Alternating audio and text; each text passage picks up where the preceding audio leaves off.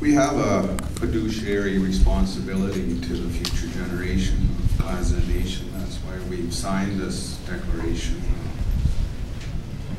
It is our job to protect the environment. We are at the very second last community of the world's largest sockeye salmon run, over 1,000 kilometers. On behalf of Plaza Nation, I'm happy and honored to be standing with all of my brothers and sisters throughout the province and making a stand for the proposed Enbridge line.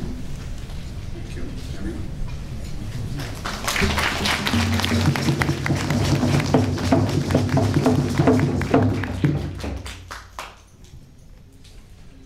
I want to thank the organizers for the opportunity to sign your declaration today, as well as to make some comments. My name is Elmer Moody. I am from the Githatla Nation. Githatla Nation is on the north coast of Alberta's Columbia. The threat of the Enbridge project is the increased tanker traffic through Githatla territory. There is no other territory within the watershed of the north coast that has the expanse of Githatla Nation.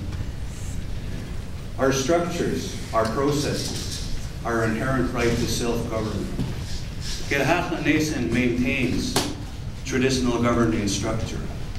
Today I speak to you on behalf of an elected process, but by the same token I am a part of that hereditary structure as well. Githatla Nation opposes Enbridge, and opposes Enbridge for a specific reason, and it calls for consideration of all citizens of Canada to take this into account. You've heard through this declaration, you've heard through speeches, Aboriginal people have a constitutionally protected right. The wording is very simple. Aboriginal rights are hereby recognized and affirmed, constitutionally protected. What are those rights? Can we depend on government? Can we depend on Enbridge, National Energy Board, or the JRP to try to define those rights without consulting with First Nations? From our perspective, it is the wrong process. It is not the process by which our rights should be defined.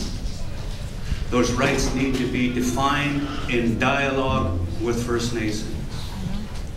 When First Nations make a declaration to say this is not going to happen, it is incumbent upon every citizen of BC, of Canada, of the world, to say that cannot happen.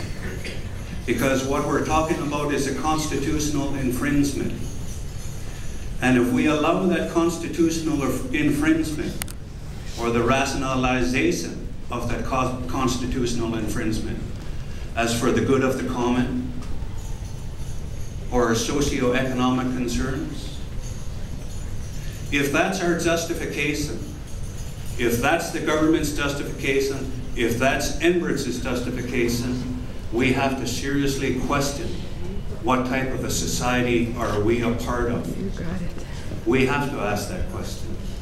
And as you see, First Nations, Githatla, stand in opposition to it, because it is a constitutional infringement. It does affect an Aboriginal right. If you affect an Aboriginal right, you affect society. You affect society, you've damaged a culture. You damage a culture, it's not called assimilation, it's called genocide. Every citizen of this province, of this country, and of this globe needs to seriously give that consideration. And again, my thanks to the organization for the ability to say these few words.